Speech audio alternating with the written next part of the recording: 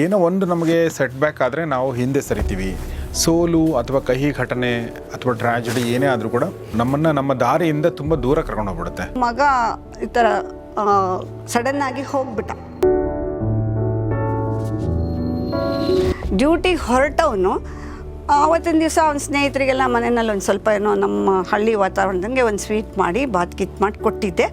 ಒಬ್ಬ ಸ್ನೇಹಿತನ ಮನೆಗೆ ಸ್ವೀಟ್ ತೊಗೊಂಡು ಹೋಗ್ತಿದ್ದು, ಅವನು ಅಲ್ಲೇ ಕುಸಿದು ಬಿದ್ದು ಹೋಗ್ಬಿಟ್ಟ. ನಾನು ಎಲ್ಲ ತಾಯಿಯರಂತೆ ಡಿಪ್ರೆಷನ್ಗೊಳಗಾದೆ. ತುಂಬ ನಾನು ಕೂಡ ಇನ್ನು ಬದುಕಬಾರ್ದು ಅಂತ ಪ್ರಯತ್ನಗಳನ್ನು ಮಾಡಿದೆ. ಅಲ್ಲ ಮೇಡಮ್, ಯಾವಾಗ ನೋಡಿದ್ರು ನೀವು ದೇಶಭಕ್ತಿ, ದೇಶಕ್ಕೆ ಒಳ್ಳೇದು ಮಾಡೋ ಅದು ಇದು ಅಂತ ಭಾಷಣ ಮಾಡ್ತಿದ್ರಿ. ಅದೆಲ್ಲ ಸುಭಾಷಣ ಸಾಕಕ್ಕೆ ಮಾಡ್ತಿದ್ದು ನಾಟಕ ಅನ್ಕೊಂಡ್ಬಿಡ್ತೀವಿ. ಈಗ ನೀವೇನಾದರೂ ಸತ್ತರೆ ಅದೇನು ಮಾಡ್ತೀರಿ, ಈಗ ಮಾಡಬೇಕು ಅಂತ ಚಾಲೆಂಜ್ ಕೊಟ್ಟಾದ. ಪಂಚಗವ್ಯದ ಕೋರ್ಸ್ ಅಲ್ಲ, ಭಗವದ್ಗೀತೆಯನ್ನು ಕೂಡ ಟೀಚ್ ಮಾಡ್ತಾರೆ. ಭಗವದ್ಗೀತೆ ನಾನು ಟೀಚ್ ಮಾಡಲ್ಲ ಸರ್, ಭಗವದ್ಗೀತೆನೇ ನನ್ನನ್ನು ಟೀಚ್ ಮಾಡುತ್ತೆ. ನಾನು ಪ್ರಾಯಶಃ ಗೀತೆನ ತಾಯಿ ಗರ್ಭದಿಂದನೇ ಕೇಳಿಸ್ಕೊಂತ ಬಂದವಳು. ಒಂದೊಂದು ಬಾರಿ ಓದಾಗ್ಲೂ ಒಂದೊಂದು ಹೊಸ ಹೊಸ ಅರ್ಥನ ಕೊಡೋದು ಗೀತೆಯ ವಿಶೇಷ. ಗಂಗಾ ಗೀತಾ ತಥಾ ಭಿಕ್ಷು ಕಪಿಲಾಶ್ವತ್ಥ ಸೇವನ.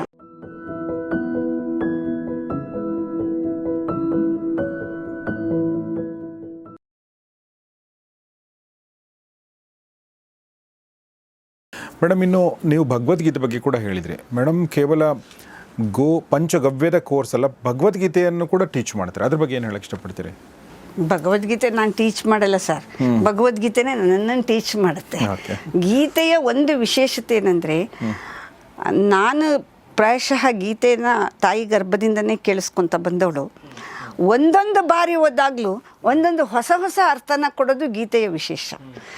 ಅದನ್ನು ನನ್ನ ಗೋವಿಗೆ ನಾನು ಹೇಗೆ ಕನೆಕ್ಟ್ ಮಾಡ್ತೀನಿ ಅಂದರೆ, ಗಂಗಾ ಗೀತಾ ತಥಾ ಭಿಕ್ಷು ಕಪಿಲಾಶ್ವತ್ಥ ಸೇವನಂ ವಾಸರಂ ಪದ್ಮನಾಭಸ್ಯ ಪಾವನಂ ಕಲೌಯುಗೆ ಅಂತ.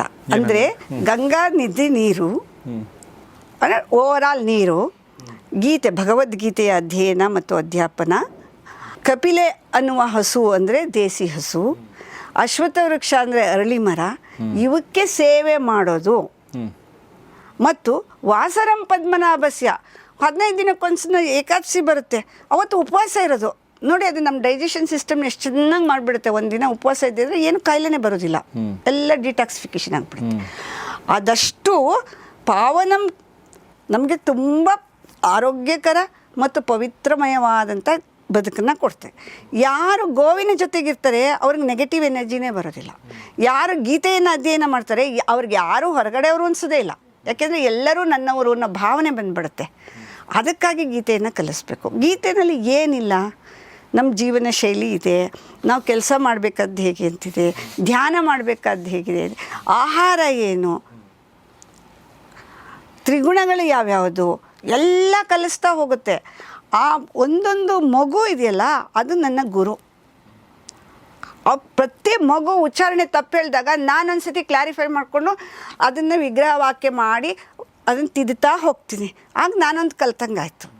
ಇನ್ನೊಂಚೂರು ದೊಡ್ಡ ಮಕ್ಳು ಯಾರು ಇರ್ತಾರೆ, ಹಾಗಂದ್ರೆ ಏನು ಅರ್ಥ ಅಜ್ಜಿ ಅಂತ ಕೇಳಿದಾಗ ಆ ಮಗುವಿನ ಮಟ್ಟಕ್ಕೆ ಕೇಳಿದು ಏನು ಹೇಳ್ಬೋದು ಅದನ್ನು ಹೇಳ್ತೀನಿ. ಈಗ ನಿಮಗೆ ಹೇಳೋ ಉತ್ತರನೇ 6ನೇ ಕ್ಲಾಸ್ ಮಗುಗೆ ಹೇಳೋಕ್ಕಾಗಲ್ಲ. 6ನೇ ಕ್ಲಾಸ್ಗೆ ಹೇಳಿದ್ದನ್ನೇ ನಮ್ಮದು 1-2ನೇ ತರಗತಿ ಮಕ್ಕಳಿದ್ದಾರೆ, ಆ ಮಗುಗೆ ಹೇಳೋಕ್ಕಾಗಲ್ಲ. ಅಷ್ಟು ನಮ್ಮನ್ನು ಬ್ರಷ್ ಅಪ್ ಮಾಡುತ್ತೆ ಭಗವದ್ಗೀತೆ. ಭಗವದ್ಗೀತೆನ ಮೇಡಮ್ ಹೇಳಿದ್ರು, ಅವರ ಪೂರ್ವಜರು ಕೂಡ ಅದನ್ನು ಹೇಳ್ತಾ ಬಂದಿದ್ರು ಅಂತ ಹೇಳಿ. ಹೌದು. ಓಕೆ, ಸೊ ಏನದು, ಯಾಕೆ ಆ ಥರ? ಅದು ಹಾಗೇನೆ, ಒಂದು ವಿದ್ಯೆ ಇತ್ತು ಅಂದರೆ ಅದು ಟ್ರಾನ್ಸ್ಫರ್ ಆಗಬೇಕು. ಭಾರತದಲ್ಲಿ ಎಲ್ಲಿಯೂ ಕೂಡ ವಿದ್ಯೆಯನ್ನು ಸಂಗ್ರಹ ಮಾಡಿಕೊಳ್ಳಿಲ್ಲ.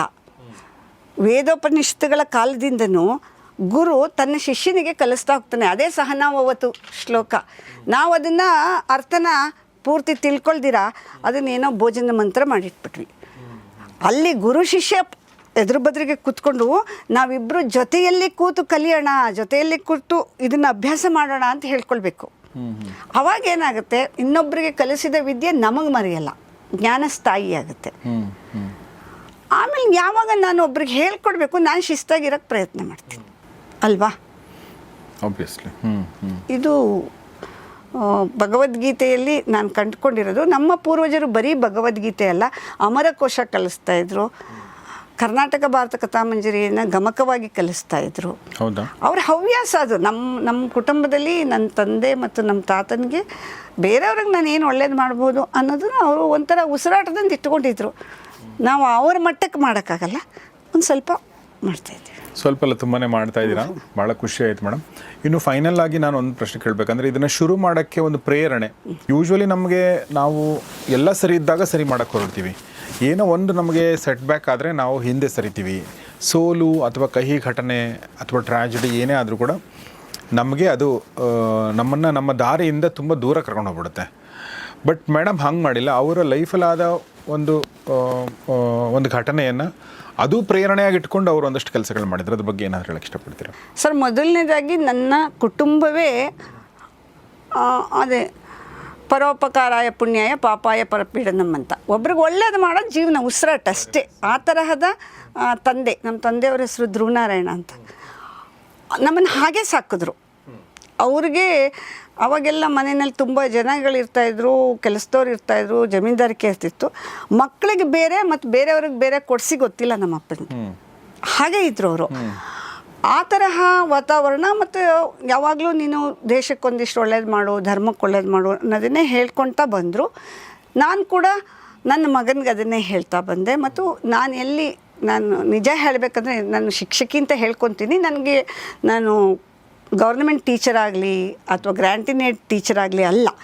ನಾನು ಒಂದು ಮ್ಯಾನೇಜ್ಮೆಂಟ್ ಸ್ಕೂಲ್ನಲ್ಲಿ, ದೊಡ್ಡ ಸಂಸ್ಥೆ ಒಂದರಲ್ಲಿ ಟೀಚರಾಗಿ ತುಂಬ ವರ್ಷ ಕೆಲಸ ಮಾಡಿದೆ. ಅಲ್ಲಿ ನನ್ನ ಮಕ್ಕಳಿಗೆಲ್ಲ ಅದನ್ನೇ ಹೇಳ್ತಾ ಇದ್ದೆ. ಇವತ್ತಿಗೂ ನಮ್ಮ ಹುಡುಗರು ನನ್ನ ಹುಡ್ಕೊಂಡು ಬರ್ತಾರೆ, ಬಂದ್ಬಿಟ್ಟು ಮಿಸ್ ಅವಾಗ 40 ನಿಮಿಷ ಬದುಕ್ತೀರಾ ಇಲ್ವಾ ಅನ್ನಿಸ್ತಿತ್ತು, ಈಗ ನೋಡಿದ್ರೆ ನಾವೇ ಮುದುಕರಾಗಿದ್ದೀವಿ, ನೀವು ಇನ್ನೂ 40 ವರ್ಷ ಇರ್ತೀರಿ ಅಂತ ಹೇಳ್ಬಿಟ್ಟು ಹೋಗ್ತಾರೆ. ಅಷ್ಟು ಪ್ರೀತಿ ಮಾಡ್ತಾರೆ ನಮ್ಮ ಮಕ್ಕಳು. ಆ ತರಹ ಬಂದಾಗ ಎಲ್ಲ ಒಂದು ಕಡೆ ಹೀಗೆಲ್ಲ ಆಗ್ತಿತ್ತು. ಮಗ ಈ ಥರ ಸಡನ್ನಾಗಿ ಹೋಗ್ಬಿಟ್ಟ. ಅವನಿಗೆ ಆ್ಯಕ್ಚುಲಿ ಹ್ಯೂಮನ್ ರಿಸೋರ್ಸ್ ಡಿಪಾರ್ಟ್ಮೆಂಟಲ್ಲಿ ಒಂದು ಅಪಾಯಿಂಟ್ ಆಗಿತ್ತು. ಡ್ಯೂಟಿಗೆ ಹೊರಟವನು ಆವತ್ತಿನ ದಿವಸ ಅವನ ಸ್ನೇಹಿತರಿಗೆಲ್ಲ ಮನೆಯಲ್ಲಿ ಒಂದು ಸ್ವಲ್ಪ ಏನೋ ನಮ್ಮ ಹಳ್ಳಿ ವಾತಾವರಣದಂಗೆ ಒಂದು ಸ್ವೀಟ್ ಮಾಡಿ ಬಾತ್ ಮಾಡಿ ಕೊಟ್ಟಿದ್ದೆ. ಒಬ್ಬ ಸ್ನೇಹಿತನ ಮನೆಗೆ ಸ್ವೀಟ್ ತೊಗೊಂಡು ಹೋಗ್ತಿದ್ದು, ಅವ್ನು ಅಲ್ಲೇ ಕುಸಿದು ಬಿದ್ದು ಹೋಗ್ಬಿಟ್ಟ, ಹಾರ್ಟ್ ಫೇಲ್ ಅದಕ್ಕೆ. ನಾನು ಎಲ್ಲ ತಾಯಿಯರಂತೆ ಡಿಪ್ರೆಷನ್ಗೊಳಗಾದೆ. ತುಂಬ ನಾನು ಕೂಡ ಇನ್ನು ಬದುಕಬಾರ್ದು ಅಂತ ಪ್ರಯತ್ನಗಳನ್ನು ಮಾಡಿದೆ. ನಮ್ಮ ತಂದೆ ಇದ್ದರು, ಅವರು ಅದಕ್ಕೆ ಅವಕಾಶ ಕೊಡ್ದಂಗೆ ತುಂಬ ಮತ್ತೊಮ್ಮೆ ನನ್ನನ್ನು ಮಗುವಾಗಿ ಸಾಕಿದ್ರು.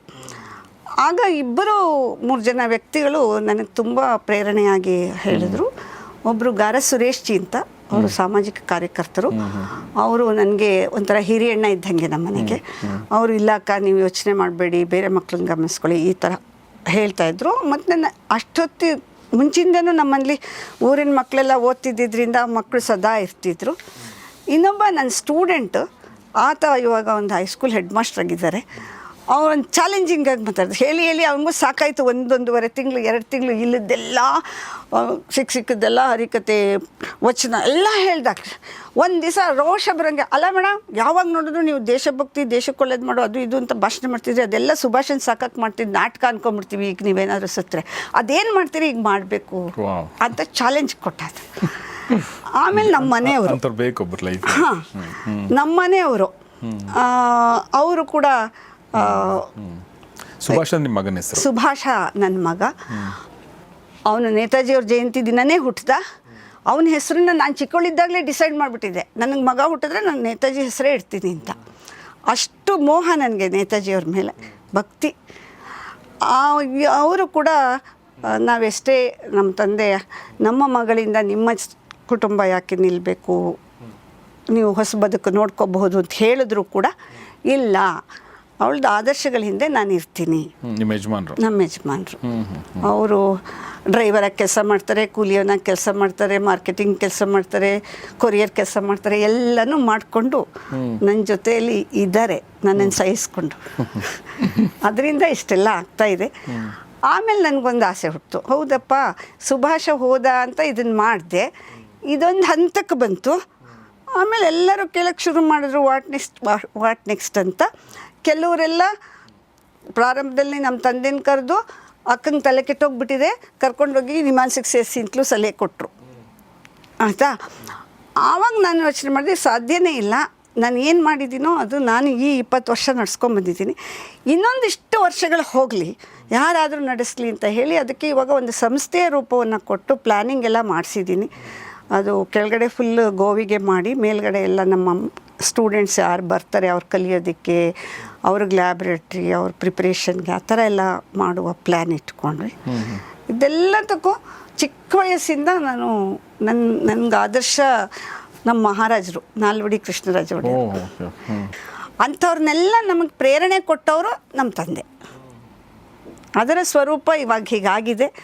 ಅದೊಂದು ಬಿಲ್ಡಿಂಗ್ ಮಾಡಿ ಒಂದಿಷ್ಟು ಜನ ನಿಮ್ಮಂಥವ್ರನ್ನೆಲ್ಲ ಹುಡುಕಿ ಅದನ್ನು ನೋಡ್ಕೊಳ್ಳೋದಕ್ಕೆ ವ್ಯವಸ್ಥೆ ಮಾಡಿದ್ರೆ ಈ ಭೂಮಿಗೆ ನಾನು ಬಂದಿದ್ದ ಕರ್ತವ್ಯ ಮುಗಿಯುತ್ತೆ. ವಂಡರ್ಫುಲ್ ಮೇಡಮ್, ತುಂಬ ಖುಷಿ ಆಯಿತು. ಎಷ್ಟೊಂದು ವಿಚಾರಗಳನ್ನ ನಿಮ್ಮಿಂದ ನಮಗೆ ಕಲಿಯೋ ಹಾಗಾಯಿತು. ಮತ್ತು ಒಂದು ಸ್ಫೂರ್ತಿ ಅಂದರೆ ಏನು ಅಂತಂದರೆ ಸ್ಫೂರ್ತಿ ಎಲ್ಲಿಂದ ಸಿಗುತ್ತೆ ಅಂದರೆ ಸ್ವರೂಪ ರಾಣಿ ಈ ಥರ ವ್ಯಕ್ತಿಗಳಿಂದ ನಮಗೆ ಸಿಗುತ್ತೆ ಅಂತ ನನಗನ್ಸುತ್ತೆ. ಈಗಲೂ ಕೂಡ ತಮ್ಮ ಕೆಲಸವನ್ನು ಮಾಡ್ಕೊಂಡು ಹೋಗ್ತಾ ಇದ್ದಾರೆ. ಮೇಡಮ್, ಈಗ ಕೊನೆಯದಾಗಿ ನಮ್ಮ ಒಂದು ಕೋರ್ಸ್ ಬಗ್ಗೆ ನಾನು ಆಲ್ರೆಡಿ ಹೇಳಿದೆ, ಕೋರ್ಸ್ ಮಾಡೋದಿರ್ಬೋದು ಅಥವಾ ಇದನ್ನು ತೊಗೊಳ್ಳೋವಂಥದ್ದಿರ್ಬೋದು, ಈ ಥರದ್ದೆಲ್ಲ ಕೆಲಸಗಳನ್ನ ಇದೆಲ್ಲವನ್ನೂ ಕೂಡ ನೀವು ಮಾಡ್ಬೋದು. ಅದರ ಲಿಂಕ್ ಎಲ್ಲ ನಾನು ಡಿಸ್ಕ್ರಿಪ್ಷನಲ್ಲಿ ಕಮ್ಯುನಿಟಿ ಪೇಜಲ್ಲಿ ಹಾಕಿದ್ದೀನಿ. ಇನ್ನು ನಮ್ಮ ಯುವ ಜನತೆಗೆ ಏನಾದರೂ ಹೇಳೋಕ್ಕೆ ಇಷ್ಟಪಡ್ತೀರಾ ಫೈನಲ್ ಆಗಿ? ಅವ್ರಿಗೆ ಇಂಪಾರ್ಟೆಂಟ್ ಹೇಳಬೇಕು, ಫೈನಲ್ ಅಲ್ಲ, ಮುಖ್ಯವಾದರೆ ಯುವಕರು ಮತ್ತು ಮಕ್ಕಳು, ಅವರೇ ದೇಶದ ಆಸ್ತಿ. ಅವ್ರು ಯೋಚನೆ ಮಾಡಬೇಕು. ಇಷ್ಟು ವಯಸ್ಸಾಗೋಗಿರೋರು, ನಮ್ಗೆ ಹೇಳ್ಕೊಳ್ಳೋ ಅಂಥ ಜಮೀನ್ದಾರಿಕೆ ಇರಲಿಲ್ಲ, ಎಲ್ಲ ಟೆನೆನ್ಸಿನಲ್ಲಿ ಹೋಗಿತ್ತು, ಹೌದಾ? ಆಮೇಲೆ ಅಷ್ಟೊಂದು ಎನರ್ಜಿ ಇಲ್ಲ ಯುವಕರಲ್ಲಿರೋ ಅಷ್ಟು. ಅಂಥದ್ರಲ್ಲಿ ನಾವು ಹೀಗೆ ಮಾಡಿದ್ದೀವಂದರೆ, ಯುವಕ ಮನಸ್ಸು ಮಾಡಿದ್ರೆ ಒಂದೊಂದು ಗ್ರಾಮದಲ್ಲೂ ಇದನ್ನು ಮಾಡ್ಬೋದು. ಅದೇ ರಾಜೀವ್ ಭಯ್ಯ ಕನಸು. ರಾಜೀವ್ ಭಯ್ಯ ಕನಸು ಏನಂತಂದರೆ, ಅದು ಎಲ್ಲ ಪ್ರಾಡಕ್ಟ್ಸು ನಾವು ನಮ್ಮ ಗ್ರಾಮದಲ್ಲಿ ಮಾಡ್ಕೋಬೇಕು, ಆ ದುಡ್ಡೆಲ್ಲ ನಮ್ಮವ್ರಿಗೆ ರೊಟೇಟ್ ಆಗಬೇಕು. ನನ್ನ ಮಕ್ಕಳು ಯಾರು ಇವಾಗ ಪಂಚಗವ್ಯಾಗಿ ಬರ್ತಾರೆ ಅವ್ರಿಗೆಲ್ಲ ಹೇಳೋದಾಗೆ, ನೀವು ನಿಮ್ಮ ಟೀಮ್ ಮಾಡ್ಕೊಳ್ಳಿ, ಒಬ್ಬೊಬ್ಬರು ಒಂದೊಂದು ಪ್ರಾಡಕ್ಟ್ ಮಾಡಿ, ಎಲ್ಲರೂ ನಿಮ್ಮ ಬ್ರ್ಯಾಂಡ್ ಮಾಡಿಸ್ಕೊಳ್ಳಿ, ನಮ್ಮ ಸರ್ಕಲ್ ಏನಿದೆ ಅವ್ರಿಗೆಲ್ಲರಿಗೂ ನೀವು ಸಪ್ಲೈ ಕೊಡಿ, ಎಲ್ಲರೂ ಹಣವಂತರಾಗಿ, ಎಲ್ಲರೂ ನೆಮ್ಮದಿಯಾಗಿರೋಣ. ಪ್ರತಿ ಯುವಕ ಮನಸ್ಸು ಮಾಡಿದ್ರೆ ಇವತ್ತು ವಿಶೇಷವಾಗಿ ನಗರ ಪ್ರದೇಶದಲ್ಲಿರುವಂಥವರು, ಹೈ ಪ್ರೊಫೈಲ್ ಇರೋರೆಲ್ಲರೂ ಆರ್ಗ್ಯಾನಿಕ್ ಐಟಮ್ಸ್ಗೆ ಬೆಲೆ ಕೊಡ್ತಿದ್ದೀರಾ, ಅಲ್ವಾ? ಕೆಮಿಕಲ್ ಫ್ರೀ ಇದೆ ಅಂದರೆ ಮುಗಿ ಬೀಳ್ತಾ ಇದ್ದೀರಾ. ಅಲ್ಲಿ ನೀವು ರೇಟ್ ವಿಷಯದಲ್ಲಿ ಕಾಂಪ್ರಮೈಸ್ ಆಗಲ್ಲ. ಅನಿವಾರ್ಯವಾಗಿ ನಿಮಗೆ ಗೊತ್ತಿದ್ದರೂ ಕೂಡ ಅದೇನೋ ಸ್ವಲ್ಪ ಸರಿ ಇಲ್ವಂತಂದರೆ ಅದಕ್ಕಿಂತ ಇದು ಬೆಸ್ಟ್ ಅಂತ ಹೋಗ್ತಿದ್ದಾರೆ ಜನ.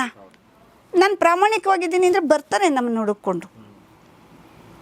ನಮ್ಮ ಹಂಪಾಪುರದಂಥ ಹಳ್ಳಿಗೆ ಎಲ್ಲ ಕಡೆಯಿಂದ ಬರ್ತಾರೆ, ಡೆಲ್ಲಿಯಿಂದ ಬರ್ತಾರೆ, ಬೆಂಗಳೂರಿಂದ ಬರ್ತಾರೆ, ಇಲ್ಲಿ ಕರ್ನಾಟಕದವರಾಗಿ ಹೋಗಿ ವಿದೇಶದಲ್ಲಿ ನೆಲೆಸಿರೋವಂಥ ಅನೇಕರು ಬರ್ತಾರೆ. ಒಂದು ಸತಿ ಕನೆಕ್ಟ್ ಆಗೋ ತನಕ ಅದನ್ನು ಮಾಡ್ತಾ ಹೋಗಿ, ಮತ್ತು ಯುವಕರಿಗೆ ನಮಗಿಂತ ಬೇಗ ಕನೆಕ್ಟ್ ಆಗ್ತಾರೆ. ನಿಮ್ಮದೆಲ್ಲ ಸೋಷಿಯಲ್ ಮೀಡಿಯಾಗಳು ಅದು ಇದು ಸ್ಮಾರ್ಟ್ನೆಸ್ ಗೊತ್ತಿದೆ, ನಮಗೇನು ಗೊತ್ತಿಲ್ಲ. ಈಗಲೂ ಕೂತ್ಕೊಂಡು ಪಾಠ ಮಾಡೋದು, ಪುಸ್ತಕದಲ್ಲಿ ಬರೆಯೋದು ಅಷ್ಟೇ ನಾಲೆಡ್ಜ್ ನನಗಿರೋದು, ಅಲ್ವಾ? ನಾನು ಈ ಮೊಬೈಲ್ನಲ್ಲೋ ಕಂಪ್ಯೂಟ್ರಲ್ಲೋ ಮಾಡಬೇಕು ಅಂದರೆ ಯಾರಾದರೂ ನಮ್ಮ ಸ್ಟೂಡೆಂಟ್ಸ್ನ ಆಶ್ರಯಿಸಬೇಕು. ಅಂದರೆ ಯುವಕರು ಹಾಗಲ್ವಲ್ಲ. ಇದು ಇಲ್ಲದೇ ಇಷ್ಟು ಮಾಡಿದಿರಲ್ಲ, ಇಷ್ಟು ಆನ್ಲೈನ್ ಕೋರ್ಸ್ ಮಾಡ್ತಾ ಇದ್ದೀರಾ. ಏನು ಮಾಡಿಸ್ಕೊಂಡು ಹೋಗ್ತಾ ಇದ್ದಾಳೆ ಗೋಮಾತೆ, ನಾನೇನು ಅಲ್ಲ ಮಾಡ್ತಾ ಇಲ್ಲ. ಸೊ ಹಾಗೆ ಸ್ವರೂಪ ರಾಣಿಯವ್ರ ಜೊತೆ ಮಾತಾಡಿದೆ. ಸ್ವರೂಪ ರಾಣಿಯವ್ರ ಬಗ್ಗೆ ಅಂದರೆ ನಾನು ಸಾಕಷ್ಟು ವಿಚಾರಗಳನ್ನ ಹೇಳಿದೆ. 2026 ನಾವು ಗೌರಿ ಶಕ್ಕಿ ಸ್ಟುಡಿಯೋ ಏನು ಶುರು ಮಾಡ್ತು, ಶೀ ಪವರ್ ಅವಾರ್ಡ್ಸ್ ಅಂತ, ಪ್ರತಿ ವರ್ಷ 10 ಜನರಿಗೆ ಕೊಡಬೇಕಂತ ಅಂದ್ಕೊಂಡಿದ್ವಿ. ಈ ವರ್ಷ ಸ್ವಲ್ಪ ಜಾಸ್ತಿ ಜನರಿಗೆ ಕೊಟ್ಟಿದ್ವಿ. ಸ್ವರೂಪ ರಾಣಿಯವರಿಗೆ ಕೊಟ್ಟದ್ದು ನನಗೆ ಇನ್ನೊಂದು ಸಲ, ಅವ್ರ ಬಗ್ಗೆ ಆಲ್ರೆಡಿ ಗೊತ್ತಿತ್ತು, ಬಟ್ ಇನ್ನೊಂದು ಸಲ ನಮಗೆ ಖುಷಿ ಆಯಿತು. ಎಂಥ ಒಳ್ಳೆಯ ವ್ಯಕ್ತಿನ ನಾವು ಆಯ್ಕೆ ಮಾಡಿದ್ದೀವಿ. ಆದರೆ ಅದಕ್ಕಿಂತ ಮುಖ್ಯವಾಗಿ ಅವರು ಮಾಡಿರುವಂಥ ಕೆಲಸ ಇದೆಯಲ್ಲ, ಇದು ಸಮಾಜ ಇದನ್ನು ರಿಕಗ್ನೈಸ್ ಮಾಡಬೇಕನ್ನೋದ್ರ ಜೊತೆಗೆ ಅದಕ್ಕಿಂತ ಮುಖ್ಯವಾಗಿ ಸಮಾಜ ಇದನ್ನು ಒಂದು ಜೀವನ ವಿಧಾನವನ್ನಾಗಿ ಸ್ವೀಕರಿಸೋದು ಇದೆಯಲ್ಲ, ಅದು ಭಾಳ ಮುಖ್ಯ. ಯಾಕೆಂದರೆ ಮಾತಿರ್ತಿದ್ರೆ ನಾವು ನಗರಕ್ಕೆ ಹೋಗಬೇಕು, ಅಲ್ಲಿ ದುಡಿಬೇಕು ಅಂತ ಅನ್ಕೋತೀವಿ. ಮತ್ತು ಹಳ್ಳಿಗಳಂದರೆ ವೃದ್ಧರ ಒಂದು ಬೀಡು ಅನ್ನೋ ಥರ ಆಗ್ಬಿಟ್ಟಿದೆ. ಎಲ್ಲ ವೃದ್ಧರು ಇರುವಂಥ ಜಾಗ ಅಂದರೆ ಹಳ್ಳಿ ಥರ ಆಗ್ಬಿಟ್ಟಿದೆ. ಅದ್ರ ಆಗಬಾರ್ದು. ಅಲ್ಲೂ ಕೂಡ ಯುವಕರು ಯುವತಿಯರು ಇರಬೇಕು ಮತ್ತು ಅವರು ತುಂಬ ಸುಗಮವಾಗಿ ಒಂದು ನೆಮ್ಮದಿಯ ಜೀವನ, ಆರ್ಥಿಕವಾಗಿ ಸ್ವಾವಲಂಬನೆ ಜೀವನ ಸಾಗಿಸಬೇಕು ಅನ್ನೋದು ಎಲ್ಲರ ಆಶಯ. ಸೊ ಅಂಥ ಒಂದು ಕನಸನ್ನು ನಮ್ಮ ಮನಸ್ಸುಗಳಲ್ಲಿ ಬಿತ್ತುವಂಥ ಕೆಲಸವನ್ನು ಮತ್ತು ಅದನ್ನು ಪ್ರಾಕ್ಟಿಕಲಾಗಿ ಪಾಸಿಬಲ್ ಅಂತ ತೋರಿಸುವಂಥ ಕೆಲಸವನ್ನು ಸ್ವರೂಪ ರಾಣಿಯವರು ಮಾಡ್ತಾಯಿದ್ದಾರೆ. ಹೀಗಾಗಿ ನಾನು ಗೌರಿ ಶಕ್ಕಿ ಸ್ಟುಡಿಯೋದ ಎಲ್ಲ ಸ್ನೇಹಿತರ ಪರವಾಗಿ ಅವರಿಗೆ ಧನ್ಯವಾದಗಳನ್ನ ಹೇಳ್ತೀನಿ ಮೇಡಮ್. ತುಂಬ ಥ್ಯಾಂಕ್ಸ್ ನಮ್ಮ ಜೊತೆಗೆ ಇಷ್ಟೊತ್ತು ಮಾತಾಡಿದ್ರಿ. ನಿಮ್ಮ ಈ ಒಂದು ಅದ್ಭುತವಾದ ಕೆಲಸ ಹೀಗೆ ಮುಂದುವರಿಲಿ, ಒಳ್ಳೆಯದಾಗಲಿ. ಧನ್ಯವಾದ ಸರ್. ನಮ್ಮಂಥ ಹಳ್ಳಿನಲ್ಲಿ ಇರೋರನ್ನ ಕರೆದು ನೀವು ಇಷ್ಟು ಅವಕಾಶ ಮಾಡಿಕೊಟ್ರಿ, ತುಂಬ ಸಂತೋಷ ಆಯಿತು. ಮತ್ತು ನಿಮ್ಮ ಮೂಲಕ ಎಷ್ಟು ಜನ ಎಲ್ಲ ನೋಡ್ತಾ ಇದ್ದಾರೆ, ಅವರೆಲ್ಲ ಪ್ರೇರಣೆ ಪಡೆದು ಮಾಡಲಿ. ಸಿಟಿಯಲ್ಲಿರೋರು ಗ್ರಾಮೀಣ ಪ್ರದೇಶದ ಯುವಕರು ಮಾಡಿದ ಗವ್ಯ ಉತ್ಪನ್ನಗಳನ್ನು ತಗೊಳ್ಳಿ. ಗ್ರಾಮ ಪ್ರದೇಶದಲ್ಲಿ ಇರೋವಂಥವರು ಹಾಲಿನ ಡೈರಿ ಅಲ್ಲ, ಗೋಮೂತ್ರದ ಡೈರಿ, ಗೋಮಯದ ಡೈರಿ ಮಾಡುವ ಕಡೆ ಹೆಜ್ಜೆ ಹಾಕಿ ಅಂತ ಕೇಳ್ಕೊಳ್ತೀನಿ. ಧನ್ಯವಾದಗಳು. ಒಂದೇ ಗೋಮಾತರಂ. Thank you very much madam. So ಸ್ನೇಹಿತರೆ, ಇದು ಕಾರ್ಯಕ್ರಮದ ಕೊನೆಯದಾಗಿ ನೋಡಿ, ಇಲ್ಲಿ ಗಣೇಶ ಕೂಡ ನನ್ನ ಎದುರುಗಡೆ ಇದೆ ನೋಡಿ. ಈ ಥರದ್ದು ಅಂದರೆ ಎಷ್ಟೊಂದು ಇದೆಲ್ಲ ಉತ್ಪನ್ನಗಳನ್ನ ಇನ್ನೊಂದು ಸಲ ಕ್ಲೋಸಪ್ಪಲ್ಲಿ ತೋರಿಸ್ತೀನಿ ನಾನು ನಿಮಗೆ. ಸೊ ಈ ಉತ್ಪನ್ನಗಳು ಬೇಕು ನಿಮಗೆ ಅಂದರೆ ಅದನ್ನು ಕೂಡ ನೀವು ಡಿಸ್ಕ್ರಿಪ್ಷನ್ ಇರುವಂಥ ಫೋನ್ ಮೂಲಕ ನೀವು ಅದನ್ನು ಖರೀದಿ ಮಾಡಬಹುದು. ಮತ್ತು ಈ ಒಂದು ನಮ್ಮ ಗುಡಿ ಕೈಗಾರಿಕೆ ಅಂತ ಅಥವಾ ದೇಸಿ ಒಂದು ಗೃಹೋದ್ಯಮ ಅಂತ ಅದಕ್ಕೆ ಒಂದು ಸಪೋರ್ಟ್ ನಿಮ್ಮದಿರಲಿ. ಇದರಿಂದ ನಮ್ಮ ಆರೋಗ್ಯ, ಮುಖ್ಯವಾಗಿ ಯಾರು ಬಳಸ್ತಾರೆ ಅದು ಅವರ ಆರೋಗ್ಯ ಚೆನ್ನಾಗಿರುತ್ತೆ, ಒಂದು ಗ್ರಾಮದ ಆರೋಗ್ಯ, ಒಂದು ಸಮಾಜದ ಆರೋಗ್ಯ ಚೆನ್ನಾಗಿರುತ್ತೆ, ಆ ಮೂಲಕ ದೇಶ ಚೆನ್ನಾಗಿರುತ್ತೆ ಅಂತ ಹೇಳ್ತಾ ಇವತ್ತಿನ ಎಪಿಸೋಡ್ ಮುಗಿಸಿದ್ದೀನಿ. ನೋಡ್ತಾರೆ ಗೌರಿ ಶಕ್ಕಿ ಸ್ಟುಡಿಯೋ, ನೋಡ್ತಾರೆ ಒಳ್ಳೆ ಕಾರ್ಯಕ್ರಮಗಳನ್ನ. ನಮಸ್ಕಾರ.